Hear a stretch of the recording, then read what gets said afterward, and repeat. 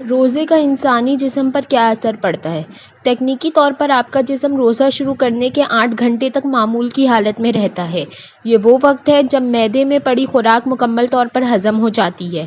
ہر سال کروڑوں مسلمان سحری سے لے کر سورج ڈھلنے تک روزہ رکھتے ہیں۔ حالیہ برسوں میں دنیا کے کرۂ نصف شمالی میں رمضان گرمیوں کے موسم میں آتا ہے، جب دنیا کے کئی علاقوں میں گرمی پڑتی ہے اور دن لمبے ہوتے ہیں۔ ناروے جیسے شمالی ملکوں میں تو روزہ 20 گھنٹے سے زیادہ لمبا ہو سکتا ہے۔ کیا یہ صحت کے لیے مفید ہے؟ اور اگر آپ لگاتار 30 دنوں تک ایسا کرتے رہیں تو آپ کے جسم پر کیا اثرات مرتب ہو سکتے ہیں؟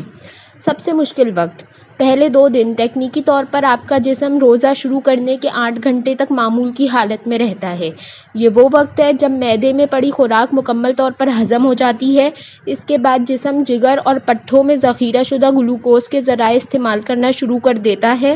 جب یہ ذخیرہ بھی ختم ہو جائے تو پھر جسم چربی کو پگھلا کر توانائی کے لیے استعمال کرتا ہے۔ پہلے چند دن مشکل ترین ہوتے ہیں۔ جسم میں ذخیرہ شدہ چربی کے بطور خوراک استعمال سے وزن گھٹنا شروع ہو جاتا ہے، کولیسٹرول کی مقدار میں کمی واقع ہوتی ہے اور ذیابیطس کا خطرہ کم ہو جاتا ہے۔ لیکن اس کے ساتھ ہی جسم میں شوگر کم ہونے سے کمزوری اور تھکاوٹ کا احساس شروع ہو جاتا ہے۔ اس کے علاوہ سر درد، سر چکرانا، متلی اور سانس سے بدبو جیسی شکایات بھی ہو سکتی ہیں۔ یہ وہ وقت ہے جب شدید بھوک لگنا شروع ہو جاتی ہے۔ تیسرا تا 7واں دن: پانی کی کمی: جب جسم روزے کا عادی ہو جاتا ہے تو چربی کو پگھلا کر اس سے گلوکوز بنانا شروع کر دیتا ہے۔ اس لیے افطار کے بعد پانی زیادہ مقدار میں پینا چاہیے، کیونکہ روزے کی حالت میں پسینہ آنے سے جسم میں پانی کی کمی یعنی ڈی ہائیڈریشن واقع ہو سکتی ہے۔ افطار کے بعد پانی زیادہ مقدار میں پینا چاہیے۔ اس دوران آپ کے کھانوں میں توانائی والی خوراک شامل ہونا چاہیے، جیسے نشاستہ دار غذائیں اور چربی۔ یہ ضروری ہے کہ خوراک متوازن رہے اور اس میں لمحیات، نمک اور پانی شامل رہیں۔ 8 تا 15 دن: عادت بن جاتی ہے۔ تیسرے مرحلے میں جسم کے روزے کے عادی ہو جانے سے موڈ بہتر ہونا شروع ہو جاتا ہے۔ ڈاکٹر رزین معروف کیمبرج میں اینستھیزیا اور انٹینسیو کیئر میڈیسن کے شعبے سے وابستہ ہیں۔ وہ کہتے ہیں کہ اس کے علاوہ مزید فائدے بھی ہیں۔ آپ کے کھانوں میں توانائی والی خوراک شامل ہونا چاہیے، جیسے نشاستہ دار غذائیں اور چربی۔ عام زندگی میں ہم روزانہ ضرورت سے زیادہ کیلوریز استعمال کرتے ہیں، جس سے جسم کو دوسرے ضروری کام مثلاً اپنی مرمت کے لیے مناسب وقت نہیں مل پاتا۔ روزے سے یہ مسئلہ حل ہو جاتا ہے اور جسم اپنی توجہ دوسرے افعال کی طرف مرکوز کر دیتا ہے۔ اس لیے روزہ جسم کو مدمل ہونے اور جراثیم کا مقابلہ کرنے میں مدد دیتا ہے۔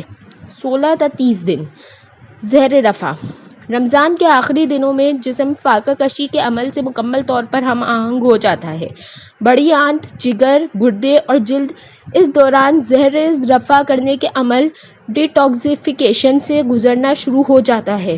ڈاکٹر معروف کہتے ہیں، اس دوران اعضاء کا فعل بھرپور قوت سے چلنے لگتا ہے اور آپ کی یادداشت اور ارتکاز کی قوت بہتر ہو جاتی ہے اور آپ کے اندر زیادہ توانائی آ جاتی ہے۔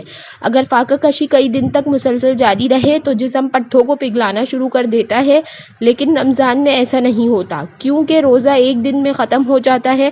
تو کیا روزہ صحت کے لیے مفید ہے؟ ڈاکٹر معروف کہتے ہیں، جی ہاں، مگر ایک شرط کے ساتھ۔ یہ ضروری ہے کہ خوراک متوازن اور اس میں لمحیات، نمک اور پانی شامل رہے۔ روزہ صحت کے لیے اچھا ہے کیونکہ اس سے ہمیں اس بات پر غور کرنے کا موقع ملتا ہے کہ کیا کھانا اور کب کھانا ہے۔ البتہ میں اس کا مشورہ نہیں دے سکتا کہ 1 مہینے سے زیادہ عرصے تک روزے جاری رکھے جائیں۔ وہ کہتے ہیں، مسلسل روزہ وزن کم کرنے کے لیے اچھی چیز نہیں ہے، کیونکہ بالآخر آپ کا جسم چربی کو توانائی میں ڈھالنے کے بجائے پٹھوں کی طرف متوجہ ہو جاتا ہے۔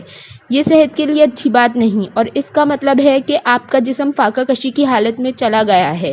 ان کا کہنا ہے، رمضان کے روزے اگر صحیح طریقے سے رکھے جائیں تو ہر روز جسم کی توانائی بحال ہوتی ہے، جس سے آپ کارآمد پٹھے گھلائے بغیر وزن بھی کم کر سکتے ہیں۔